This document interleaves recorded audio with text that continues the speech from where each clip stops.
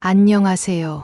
저는 이제 60을 훌쩍 넘긴 시골에 사는 평범한 주부예요. 하지만 제 인생이 항상 평범했던 건 아니에요. 오늘은 제 삶의 이야기를 자세히 들려드릴게요. 저는 시골 마을에서 태어나 자랐어요. 어릴 적부터 부모님의 농사일을 도우며 자연 속에서 뛰어놀았죠. 그때는 힘들다고 생각했지만 지금 생각해보면 그런 경험들이 제 삶의 밑거름이 되었던 것 같아요. 학창 시절에는 공부도 열심히 했어요. 부모님께서 공부해야 좋은데 시집 간다고 하셨거든요. 그렇게 열심히 공부한 덕에 인근 도시의 고등학교에 진학할 수 있었어요. 고등학교 시절 저는 처음으로 도시 생활을 경험했어요. 시골과는 다른 환경에 적응하느라 힘들기도 했지만 새로운 세상을 보는 것 같아 신기하고 즐거웠죠.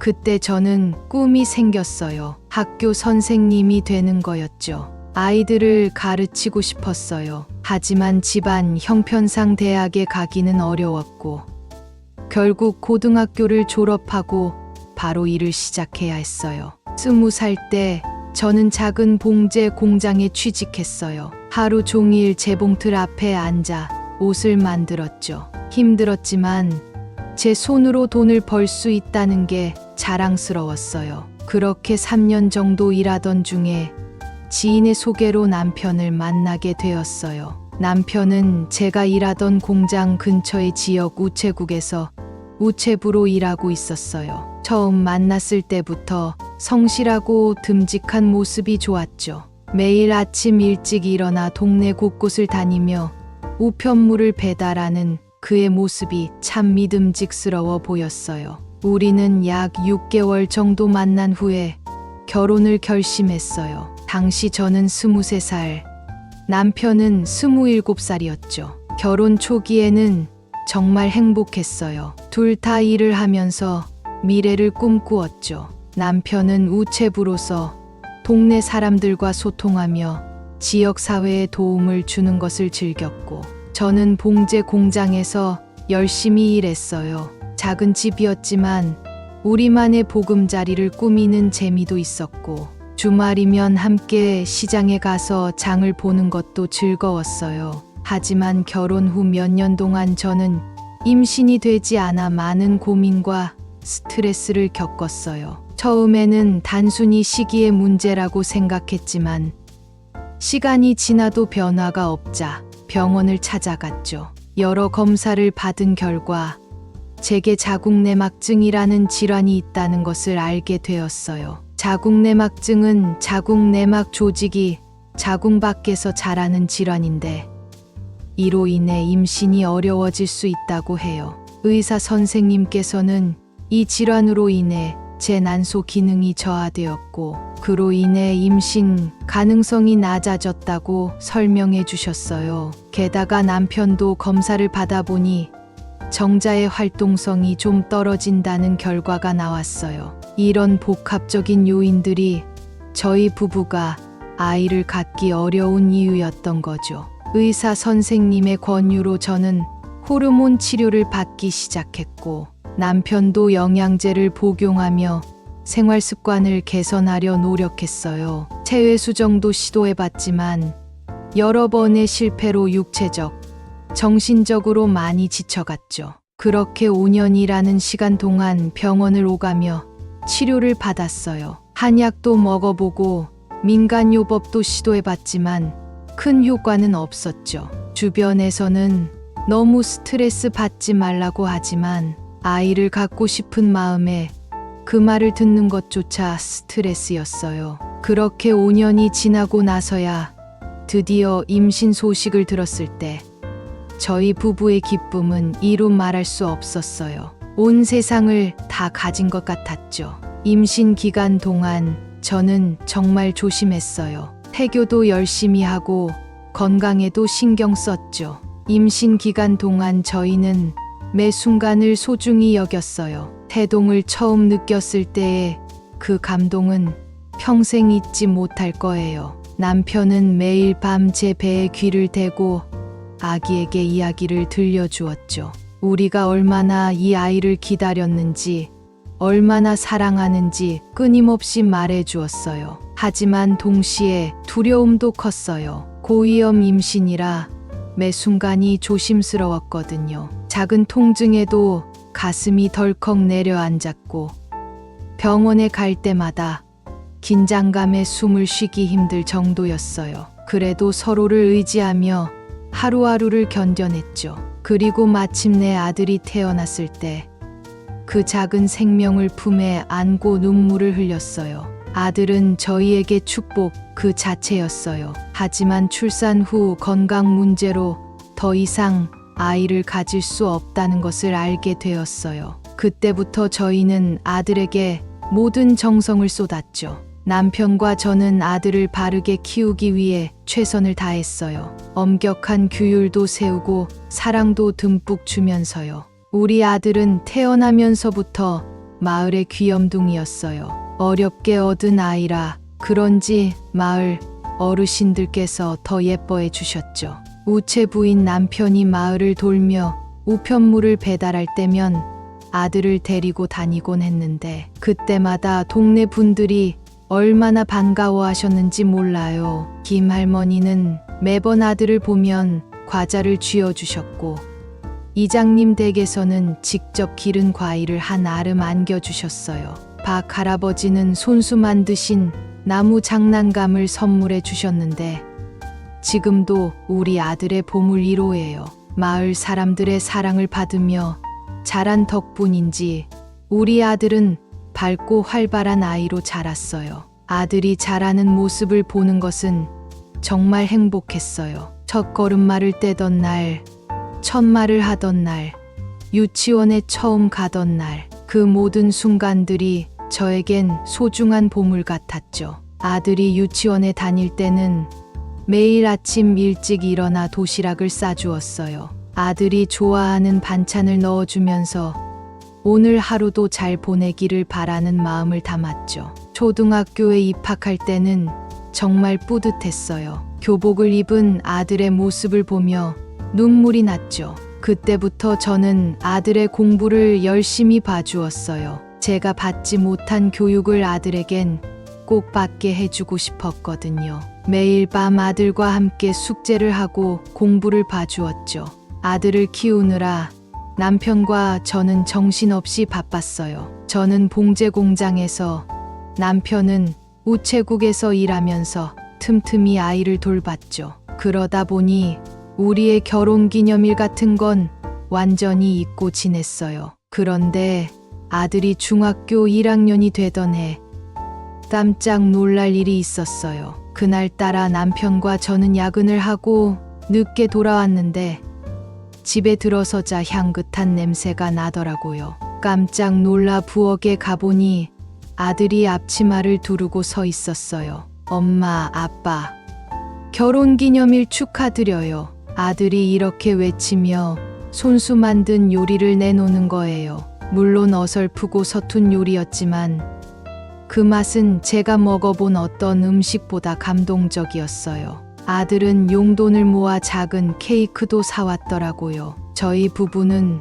눈물을 흘리며 아들을 꼭 안았어요. 서로 바쁘다는 핑계로 잊고 있던 우리의 소중한 날을 아들이 기억해 준 거예요. 그날 밤 우리 가족은 늦은 시간까지 이야기를 나누며 행복한 시간을 보냈어요. 중학교, 고등학교를 거치면서 아들은 점점 더 훌륭한 아이로 자라났어요. 공부도 잘하고 예의도 바르고 운동도 잘했죠. 선생님들께서도 아들을 칭찬하실 때마다 저는 가슴이 벅찼어요. 그동안의 노력이 헛되지 않았다는 생각에 보람을 느꼈죠. 고등학교 3학년 아들이 대학 입시를 준비할 때는 정말 힘들었어요. 아들은 매일 밤늦게까지 공부했고 저는 그런 아들 옆에서 간식도 챙겨주고 응원도 해주었죠. 때로는 지친 아들을 보며 마음이 아프기도 했지만 아들의 꿈을 위해서라면 어떤 희생도 감수할 수 있다고 생각했어요. 그리고 마침내 아들이 명문대학에 합격했다는 소식을 들었을 때 저는 눈물이 날 정도로 기뻤어요. 아들을 안고 우리 아들 정말 잘했어 라고 말해 주었죠. 그날 밤 남편과 저는 밤새도록 이야기를 나눴어요. 우리의 노력이 헛되지 않았다는 생각에 가슴이 벅찼죠. 대학 생활 동안 아들은 정말 열심히 공부했어요. 방학 때마다 집에 오면 아들의 이야기를 들으며 대리만족을 느꼈죠. 캠퍼스 생활, 동아리 활동, 새로 사귄 친구들, 그 모든 것이 저에겐 새롭고 신기했어요. 아들이 경험하는 것들을 통해 저도 함께 성장하는 것 같았죠. 대학을 졸업한 후 아들은 대기업에 취직했어요. 서울에서 일하게 된 아들이 걱정되기도 했지만 한편으로는 큰 회사에서 잘 해내는 모습을 보며 뿌듯했어요. 아들은 명절이나 휴가 때마다 집에 와서 저희를 챙겨주었고 특히 저희 결혼 기념일을 특별하게 챙겨줬을 때는 정말 감동이었어요. 그러던 어느 날 아들이 결혼한다고 했을 때 저는 복잡한 심정이었어요. 기쁘기도 했지만 한편으로는 불안하기도 했죠. 아들이 좋은 배우자를 만나 행복하게 살기를 바랐어요. 며느리를 처음 만났을 때 저는 그녀가 우리 가족과 잘 어울릴 거라고 생각했어요. 며느리는 교양 있고 똑똑해 보였거든요. 그런데 예비 며느리가 어느 날 갑자기 저희 집을 찾아왔어요. 아들도 없이 혼자서요. 어머님, 아버님, 제가 이렇게 불쑥 찾아와 죄송해요. 하지만 꼭 드리고 싶은 게 있어서 왔어요. 그 아이는 조심스레 말을 이어갔어요. 손에는 정성스럽게 포장된 선물 상자를 들고 있었죠.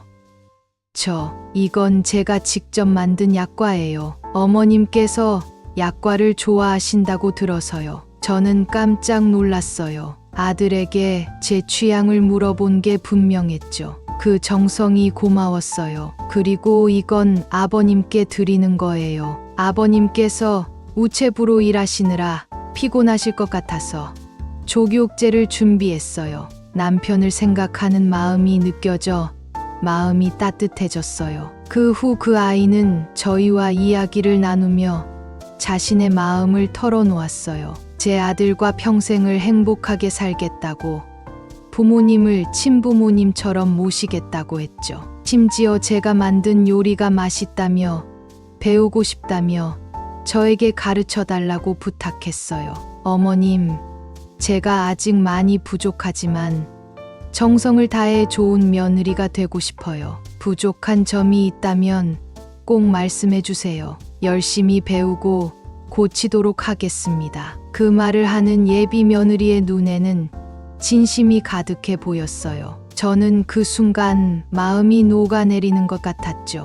떠나기 전 그 아이는 마지막으로 이렇게 말했어요. 어머님, 아버님, 저희 둘 다 바쁘게 살겠지만 꼭 자주 찾아뵙고 안부 전하겠습니다. 그리고 나중에 아이가 생기면 어머님께서 손주를 예뻐해 주실 거죠? 그 말에 저도 모르게 눈시울이 붉어졌어요. 예비 며느리는 저를 꼭 안아주었고 그 순간 저는 이 아이를 내 딸처럼 받아들이고 싶다는 생각이 들었어요. 그날 이후 저는 며느리에 대한 걱정을 거의 놓을 수 있었어요. 물론 앞으로 어떻게 될지 모르지만 적어도 그 아이의 진심은 느낄 수 있었거든요. 남편도 우리 아들 복 받았네 라며 흐뭇해했답니다. 결혼식 날 저는 눈물을 흘렸어요. 기쁨의 눈물이었죠. 아들이 멋진 신랑이 되어 있는 모습을 보며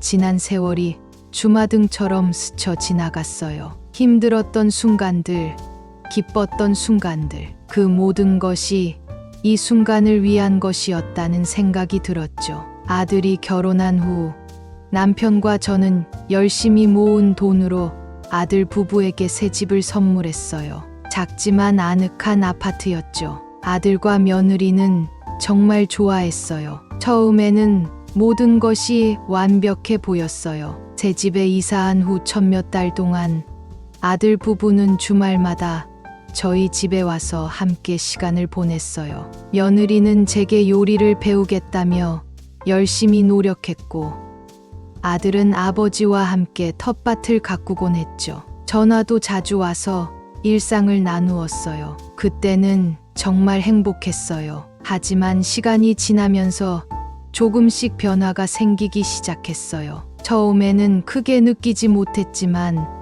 점점 아들 부부가 저희를 찾아오는 횟수가 줄어들었어요. 한 달에 한 번, 그리고 두 달에 한 번으로 전화도 뜸해졌고요. 어느 날 아들에게 언제 오냐고 물었더니 바쁘다며 다음에 오겠다고 했어요. 그 다음 해가 몇 달이 되어버렸죠.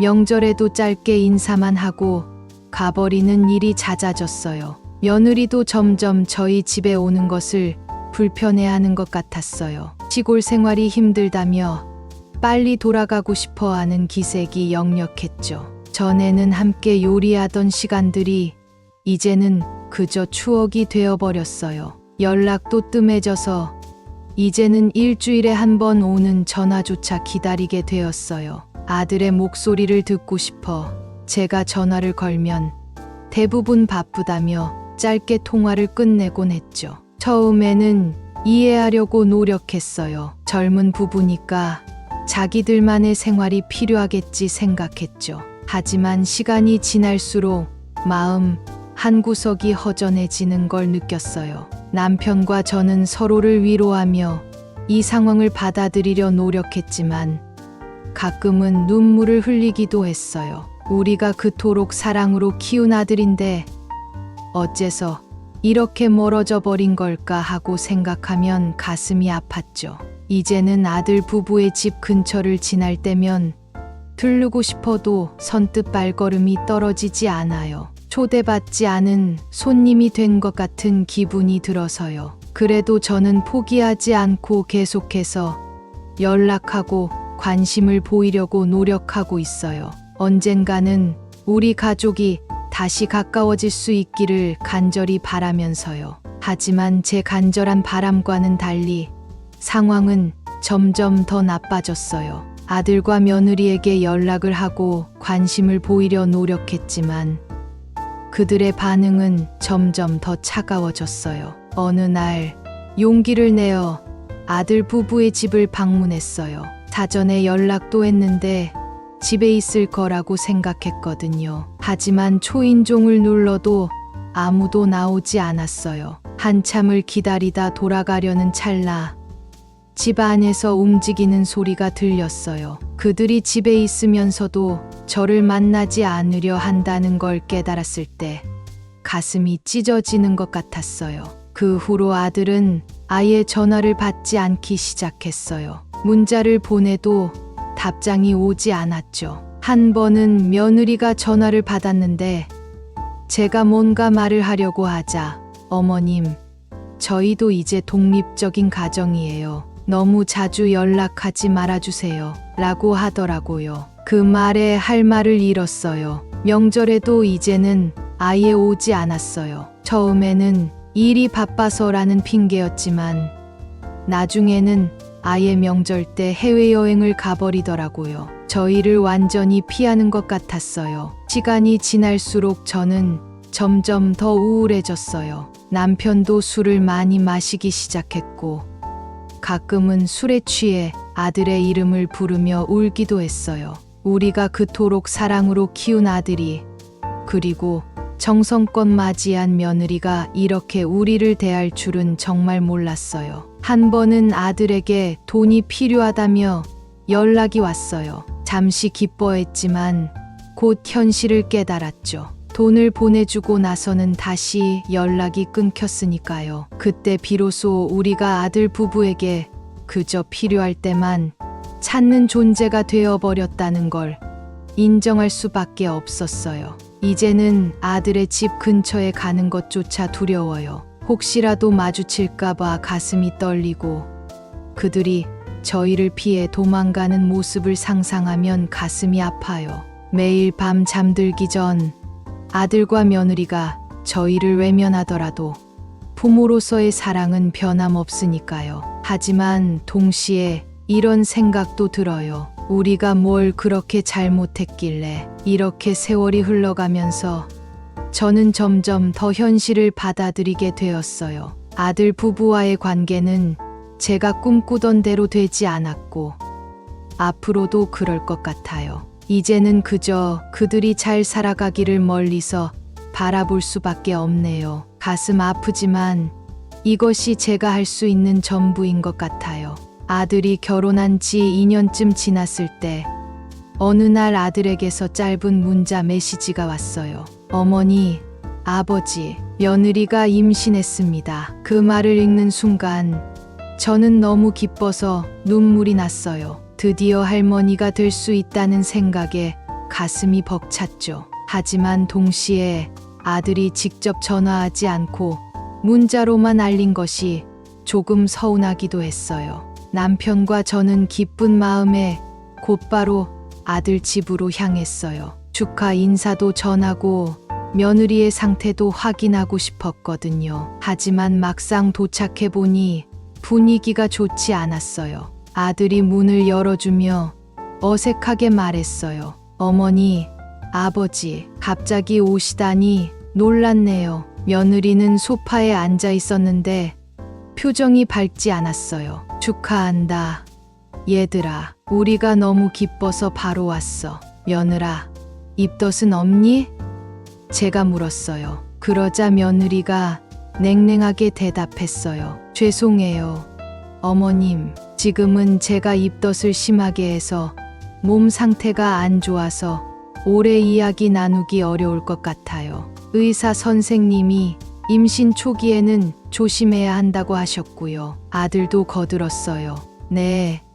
어머니, 저희가 나중에 연락드리겠습니다. 지금은 며느리가 쉬어야 해서요. 그렇게 저희는 축하 인사도 제대로 전하지 못한 채 돌아올 수밖에 없었어요. 집으로 돌아오는 길에 남편과 저는 서로 말없이 한숨만 쉬었죠. 그 후로도 아들 부부와의 연락은 뜸했어요. 가끔 문자로 상태를 물어보면 잘 지내고 있습니다 라는 짧은 답변만 돌아왔죠. 임신 중기에 접어들었을 때 한 번 더 방문을 시도했지만 아들만 나와서 상황을 알려줄 뿐 며느리는 얼굴조차 보기 어려웠어요. 임신 후반기에는 아들에게서 간간히 전화가 왔어요. 하지만 대부분 짧게 현재 상황만 알려주고 끝났죠. 며느리의 목소리를 들을 기회는 거의 없었어요. 그렇게 초조하게 기다리던 어느 날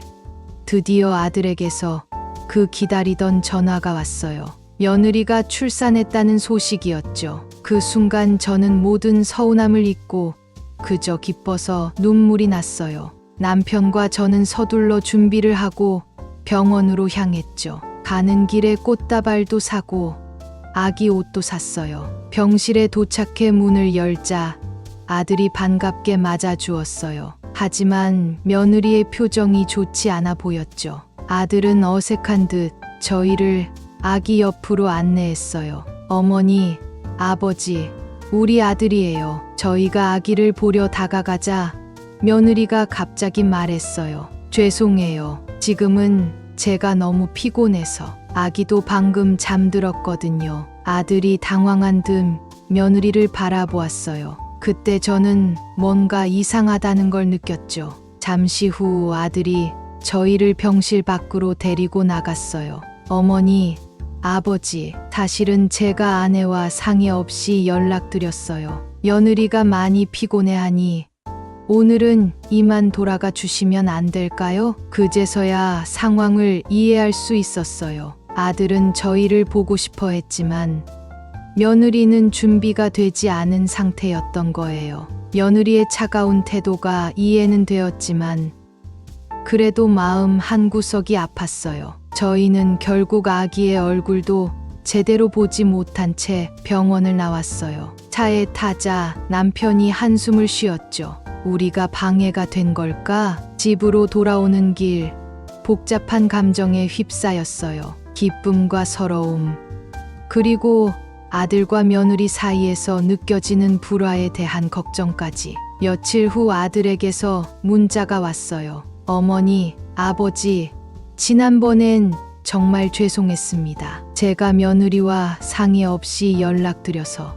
며느리도 많이 미안해 하더라고요. 다음에 꼭 제대로 인사드리겠습니다. 그 문자를 보며 또다시 눈물이 났어요. 손주의 탄생으로 기뻐해야 할 순간에 이렇게 복잡한 감정에 휩싸이게 될 줄은 몰랐네요. 아들과 며느리 사이에서, 그리고 저희와 그들 사이에서 어떻게 균형을 잡아야 할지 고민이 되기 시작했어요. 그래도 언젠가는 모두가 화목하게 지낼 수 있기를 바라며 그날을 위해 조금씩 노력해 나가기로 했답니다. 하지만 그날 이후로 손주를 보는 일이 쉽지 않았어요. 아들 부부는 항상 바쁘다는 이유로 저희가 서울에 가는 것도, 그들이 시골에 내려오는 것도 꺼리는 것 같았어요. 명절에 아들 가족이 오긴 했지만 그때마다 며느리의 표정은 좋지 않았어요. 시골 생활이 불편하다며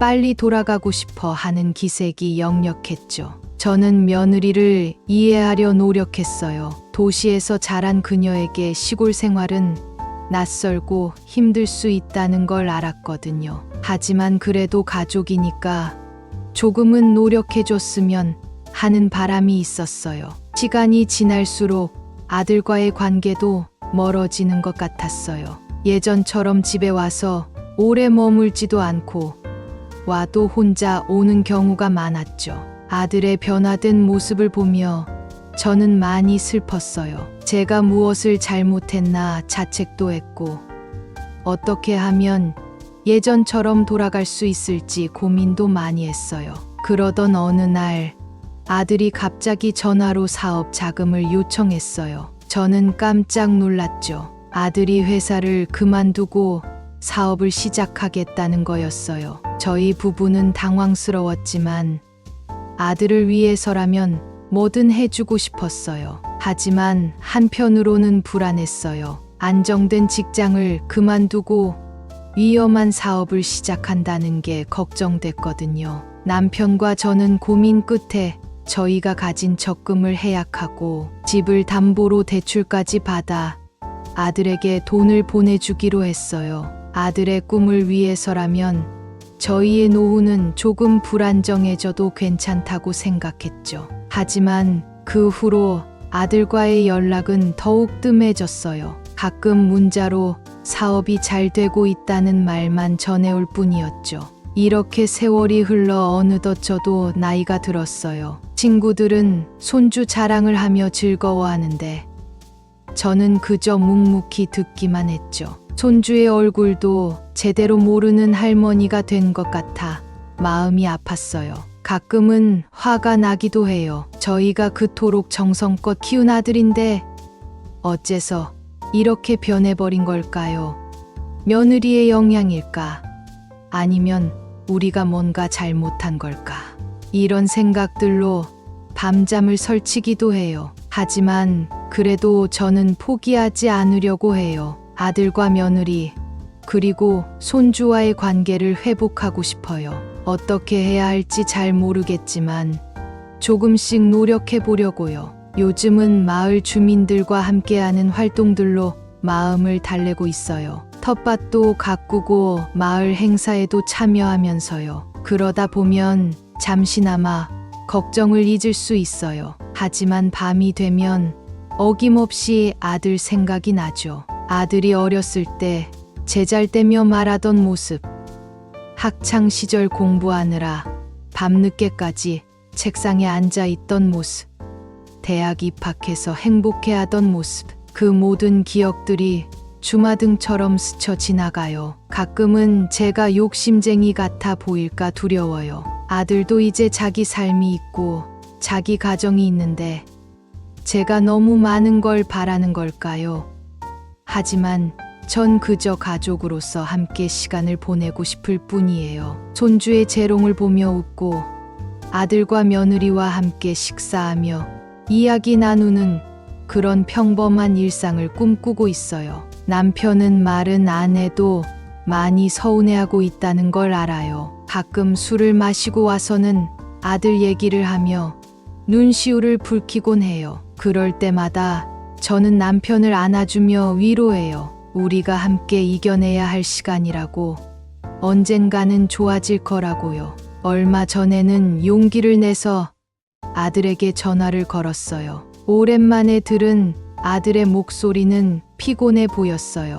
사업이 생각만큼 잘 되지 않는다고 했죠. 저는 아들을 위로해주고 싶었지만 어떤 말을 해야 할지 몰랐어요. 그저 힘내라는 말밖에 할 수 없었죠. 전화를 끊고 나서 한동안 울었어요. 아들을 제대로 도와주지 못하는 것 같아 마음이 아팠거든요. 며느리와의 관계도 개선하고 싶어요. 얼마 전에 며느리의 생일이었는데 저는 손수 만든 김치와 된장을 선물로 보냈어요. 며느리가 좋아할지는 모르겠지만 저의 마음만이라도 전해졌으면 좋겠어요. 아직 답장은 없지만 언젠가는 며느리도 저의 마음을 알아줄 거라고 믿어요. 손주들 생각을 하면 가슴이 아파요. 벌써 초등학교에 다닐 나이인데 할머니가 누군지도 모르고 자라고 있겠죠. 가끔은 아들에게